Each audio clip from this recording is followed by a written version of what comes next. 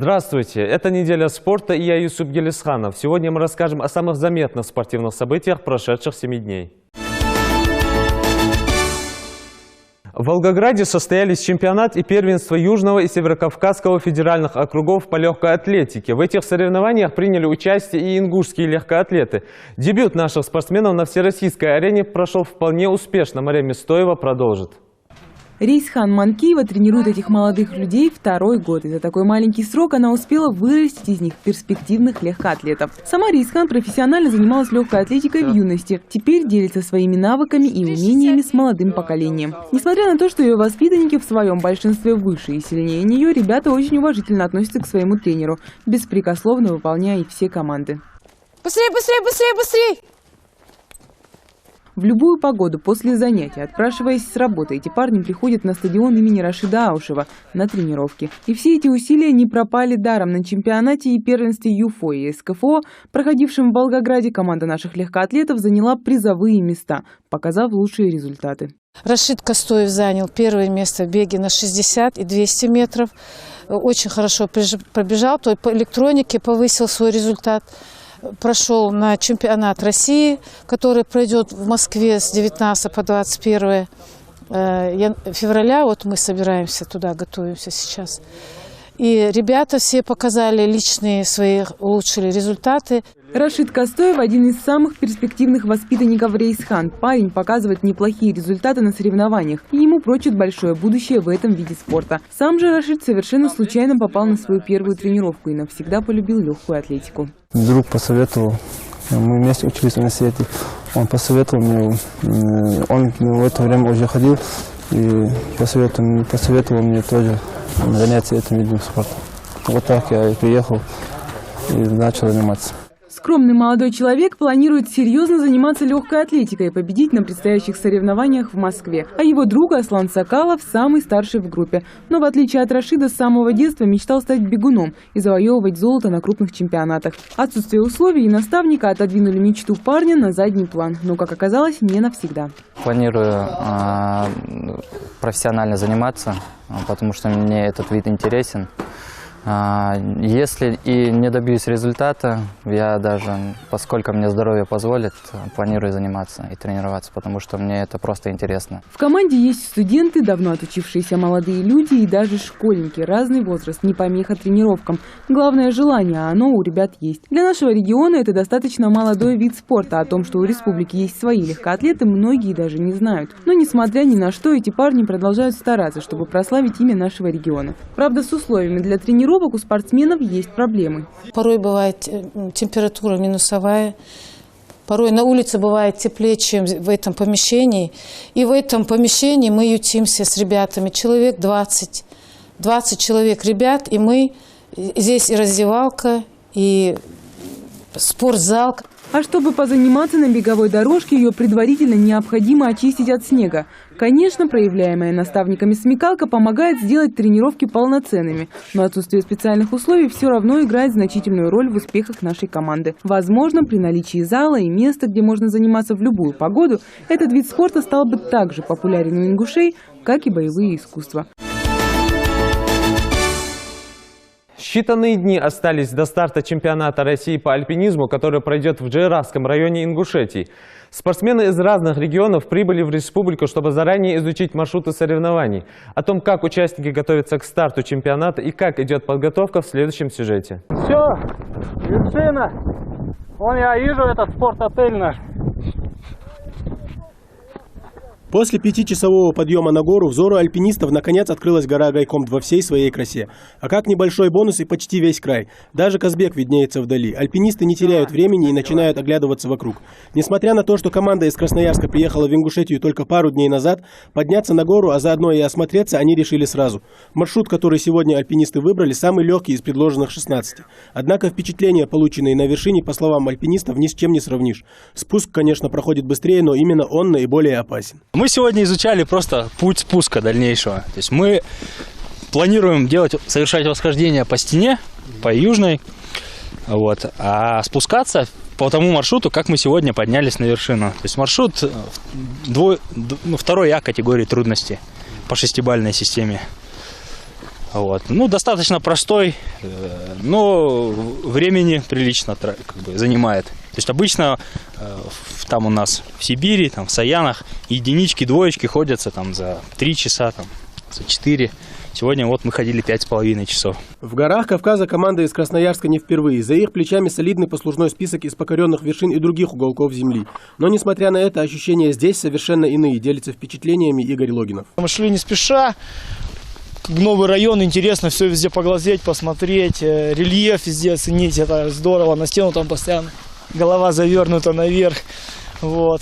Смотришь, открывается отличный вид просто. Причем, когда мы еще даже шли наверх, мы постоянно видели вершину Казбек, которая тоже радовала своей красотой. Вот. И потом, когда уже вышли на вершину стены этой, смотрели вниз. После восхождения на гору участники присоединяются к одной из старых альпинистских традиций. На вершине их ждет баночка со списком имен всех покорителей вершины Гайкомт. А теперь он пополнится еще несколькими фамилиями. Альпинисты вернут атрибут на место при следующем штурме вершины Гайкомт. С советских времен принято в альпинизме, когда не было никаких средств таких обнаружения. Главное доказательство того, что группа отделения была на вершине, это вот записка в контрольном туре. Сейчас еще фотография добавляется. Да. Сейчас в современном мире все понятно. С GPS-навигатором трек проложил, координаты сказал, значит ты был на вершине. То есть, но осталось вот это вот советского времени. Еще можно что-нибудь там, шоколадку оставлять. Да. Все то время, пока ребята совершали восхождение, внизу их ожидал тренер. Валерий Болезин среди альпинистов известная личность. Мастер спорта СССР международного класса по скалолазанию и альпинизму. Тренер высшей квалификационной категории. За свою спортивную карьеру он 16 раз завоевывал титул сильнейшего спортсмена по скалолазанию. 8 раз становился победителем чемпионатов страны по альпинизму. Карьеру непосредственного участника восхождений завершил совсем недавно. Зато теперь с таким же успехом Валерий занимается воспитанием альпинистов. Будет выступать 2 команды по 3 человека. Но на данный момент здесь присутствует только 4, а 2 приедут попозже. Там у них проблемы с работой были, они не смогли раньше приехать. Вот команды сильные. В общем-то, одна, особенно команда первая, они несколько раз чемпионами были уже. Это лишь первое восхождение из нескольких запланированных командой. До старта чемпионата России осталось чуть больше недели, и впереди ребят ждет покорение новых маршрутов, к прохождению которых альпинисты планируют подойти со всей ответственностью и вместе с тем тщательно подготовиться к предстоящим соревнованиям. 5 альпинистов в хорошей физической форме и прекрасном расположении духа. К предстоящему чемпионату команды готовятся тщательно. Несмотря на то, что спортсмены приехали в республику только накануне вечером из далекой Бурятии, спортсмены с утра двинулись в гору, осмотреться и оценить маршруты. А после спуска, который занял несколько часов, альпинисты охотно делятся своими планами, как собираются покорять Гайкомт. Мы вышли прогуляться, посмотреть, подойти под стену, посмотреть начало маршрутов, какое оно вообще, как выглядит. А все эти маршруты примерно 5 Б категории трудности. Вот здесь видно, что на данных маршрутах только первая начальная часть сложная и верхняя часть сложная. Вот середина у нас большая полка, то есть здесь достаточно просто. Здесь люди могут организовать себе ночлег. Маршруты, как и степень сложности, совершенно разные. Стена, именно так альпинисты называют гору, на которую им предстоит взойти. Многие действительно не понимают интереса экстремалов к альпинизму, а сами спортсмены говорят, что просто любят горы. Сергей Зурбулаев объясняет свое увлечение такими словами. Я могу сказать, как говорят многие альпинисты, потому что горы есть. Мы ходим в эти горы, потому что они есть. Но еще могу привести такой пример. Рыбаки на рыбалку за рыбой ездят. Не за рыбой же, а пообщаться. Ну, то есть я тоже приехал пообщаться, показать себя, посмотреть на других, съездить в красивый край, в новые горы. Ну, мне нравится. Якорные крючья, фифы и ручные перфораторы. Походной рюкзак альпиниста никогда не бывает пустым. Все необходимое для безопасного восхождения на гору у спортсменов всегда с собой. Здесь представлен широкий выбор закладных элементов страховочных, таких как френды, камолоты американского производства. Вот они. То есть они вот так вот вставляются в расщелину и там раскрываются. Могущество и красота ингушских гор поражает альпинистов сразу. Каменные великаны приводят в восторг даже таких опытных скалолазов, которым довелось покорить не одну мировую высоту. Да и погодные условия словно уговаривают наслаждаться красивым пейзажем. Гайкомт, непосредственно на котором мы приехали, на котором мы будем лазить. То есть стена очень красивая, большая. выглядит впечатляюще. Но больше всего спортсменов порадовал теплый прием. Гостеприимством ингуши славились всегда. Созданным здесь условиям гости даже удивились. Вначале предполагали, что мы будем в палатке своей жить просто. Маленькой, там небольшой, встанем под стеной. Потом, когда узнали, что будет, и отапливаться все, и жилье будет вообще отлично, в принципе, комфортно. До начала соревнований осталось не так много времени. Буквально через несколько дней начнется чемпионат России по альпинизму в техническом классе. Приезд остальных команд-участников ожидается со дня на день. В детско-юношеской спортивной школе сельского поселения Али-Юрт завершился турнир по боксу, посвященный памяти Лейлы Албагачиевой. Более 70 спортсменов из различных боксерских школ республики боролись за право стать лучшими в своих весовых категориях. Отметим, что детско-юношеская спортивная школа носит имя нашей легендарной альпинистки. Об итогах соревнований расскажет Тамерлан Хамхоев. В финал турнира по боксу памяти Лейлы Албагачиевой прошли только самые лучшие. 17 поединков между воспитанниками разных боксерских школ республики. За право называться сильнейшими проходят в зале Нового ФОКа в сельском поселении Али-Юрт. По-настоящему захватывающим выдался поединок Ахмеда Бекова. С самого начала он дает понять сопернику, что решительно настроен на победу. Однако юный боксер до последнего не хочет сдаваться, и каждый находит в себе силы подняться с настила ринга. В финальной гонке победа заслуженно достается сильнейшему. Своих эмоций после боя Ахмед не скрывает. На награждение боксеров приглашается директор детской юношеской спортивной школы. Потом да, мама, состоишь, شقات نقداون ترسم سوت خندت طغي لت بيش بتا جلتا تحب جلتا بان تاق تشد التوسع صلت بيش تردال أندليا دال ناقص تدتسان لتشكوت. После каждого боя церемония награждения. Грамоты, кубки и медали победителям вручают именитые спортсмены. Турнир хоть и товарищеский, но от этого менее желаемой победа не становится. На таких соревнованиях юные спортсмены, как правило, набираются опыта. Ахмед Измайлов еще до полуфинальных поединков обещал родным и друзьям привезти с турнира медаль и свое слово сдержал. Соперник Ахмеду попался сильный, поэтому и поединок выдался непростым.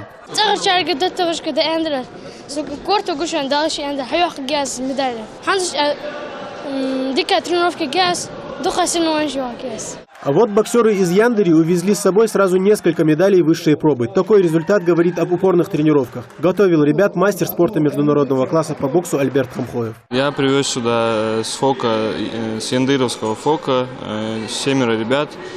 4 из них стали победителями турнира, 2 призерами. Мы только недавно начали тренироваться. 2 боксера, которых я тренирую, мне очень понравились. Я надеюсь на этих ребят. Я думаю, что в дальнейшем они будут представлять нашу республику на серьезных турнирах. Поболеть за участников приехали их друзья. Ребята с большим интересом следят за поединками, и такая поддержка для юных боксеров очень важна. Я сам занимаюсь борьбой, но мне бокс тоже очень нравится. Мои друзья сегодня выступают, хорошо выступают. Один проиграл, занял 2 место, еще один остался в 18-м бою. Турнир памяти Лейлы Албагачиевой планируется сделать ежегодным. Более того, Федерация спорта Ингушетии обещает на республиканском уровне провести чемпионат Ингушетии по боксу среди юношей 2004-2005 годов рождения. Турнир прошел на хорошем уровне. Ребята молодые, конечно, они еще зеленые, только начинают заниматься. Это ребята 11-12 лет. Это возраст только для того, чтобы начать заниматься боксом.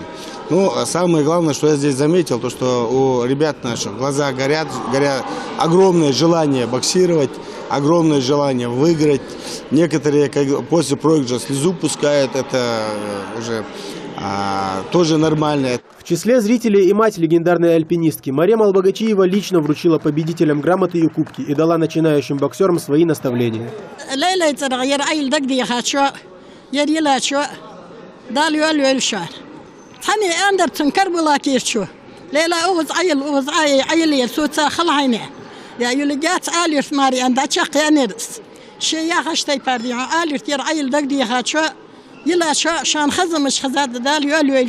Времени на отдых у этих ребят нет. Уже завтра каждый из них приступит к тренировкам, чтобы в следующий раз выйти на ринг более подготовленным.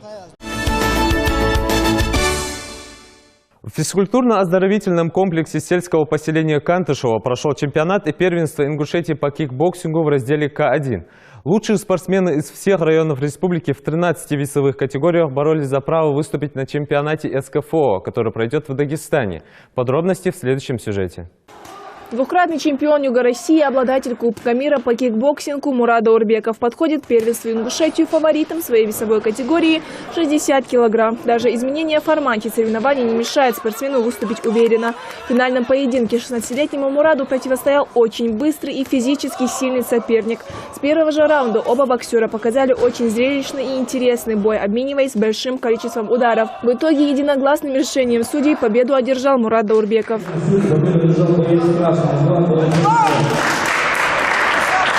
Шал разлучу соперник цани. Соперник чумой ухожу духтой ухсами. Чумой синумаш де хаихау. Ответ солкото ваша делать. А в самой легкой весовой категории 51 килограмм свою уверенную победу одержал Рамзан Борзов, который не в первый раз участвует на республиканских соревнованиях. Своим выступлением спортсмен доказывает, что опыт и уверенность – залог спортивного успеха.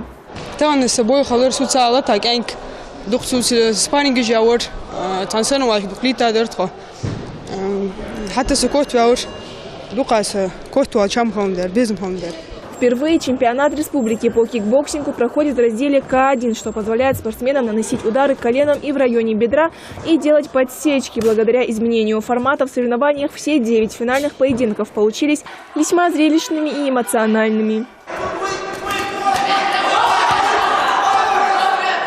Среди болельщиков и старшие любители этого вида спорта, которые пришли посмотреть за выступлениями лучших кикбоксеров республики. Спортсмены показывают высокий уровень подготовки, доказывая тем самым, что способны прославить свою республику на международных соревнованиях, отмечают зрители.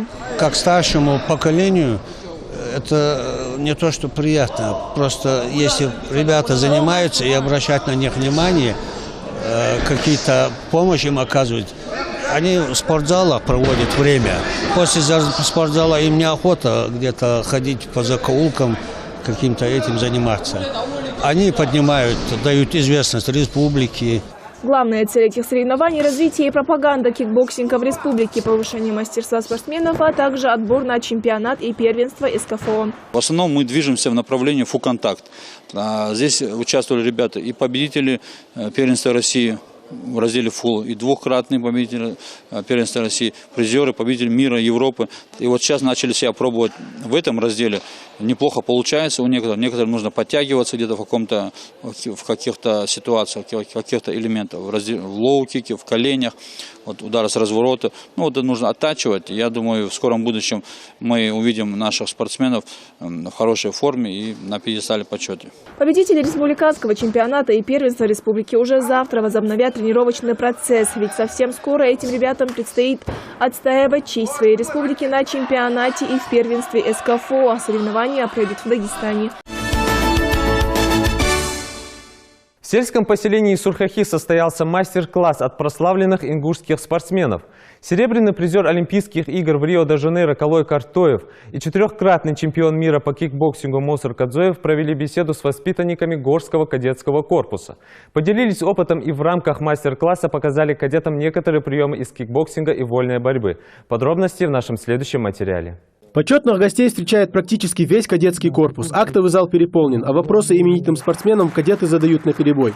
Самый первый бой, самое обидное поражение, лучший бой в карьере. Ребят интересует абсолютно все. Ожидаемым оказался и вопрос Калою Картоеву, что он чувствует, выступая под флагом Турции. За свой ответ Калой удостоился отдельных аплодисментов. Как Юнусбек Мамадгиреевич, наш президент, когда я приехал, мне говорил: хоть ты выступаешь за Африку, ты ингуш. Где бы я ни был, я ингуш.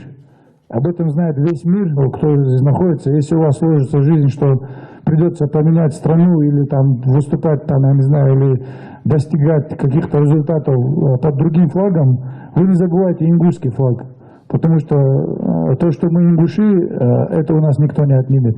От кадетов здесь помимо хорошей учебы требуется отменная дисциплина и хорошая физподготовка. И поэтому сегодняшним гостям они особенно рады. Некоторые из них давно решили, что точно станут военными, а кто-то после сегодняшней встречи с гостями всерьез подумывает о спортивной карьере. Сегодня мне очень понравилось, что такие знаменитые люди пришли к нам в кадетский корпус и пообщались с нами как с своими ровесниками. Мне очень понравилось, когда они рассказывали про свои победы, про тот путь, который они прошли для того, чтобы достичь этих успехов в спорте. как они рассказывали про свои самые сложные бои, про свои выходы, какое они думали, что у них на душе было, когда они выходили на бои с их соперниками.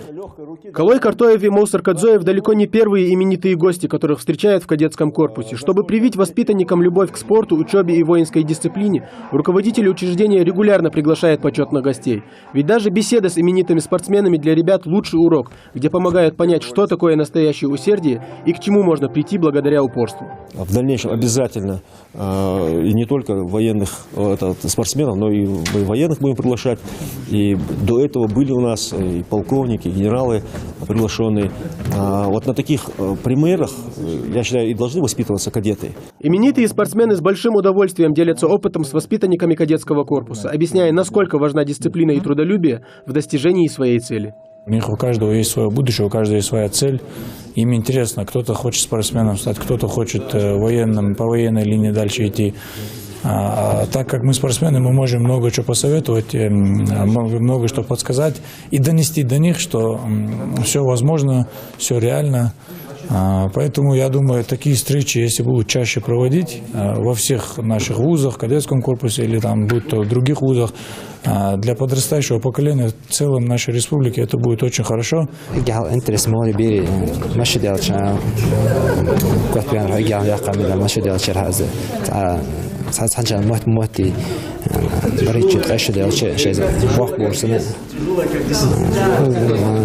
Спортом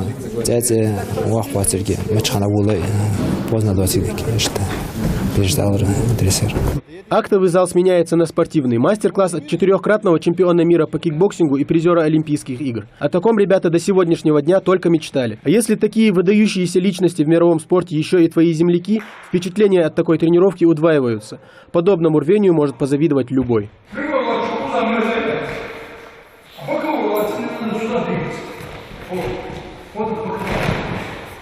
Спорт и военное дело неразрывно связаны между собой. В обоих направлениях ключевую роль играет именно трудолюбие и дисциплина. Эту мысль пытаются донести до ребят наши спортсмены. И судя по тому, с каким азартом занимаются юные кадеты, можно с уверенностью сказать, сегодняшняя встреча не прошла зря. А теперь к европейским новостям. Швейцарский теннисист Роджер Федерер стал победителем турнира Australian Open. В решающей встрече 35-летний швейцарец одолел испанца Рафаэля Надаля в 5 сетах. Таким образом, Федерер стал 5-кратным победителем Australian Open, а всего на его счету 18 триумфов на турнирах Большого шлема в одиночном разряде. Он стал первым в истории теннисистом, добившимся такого результата.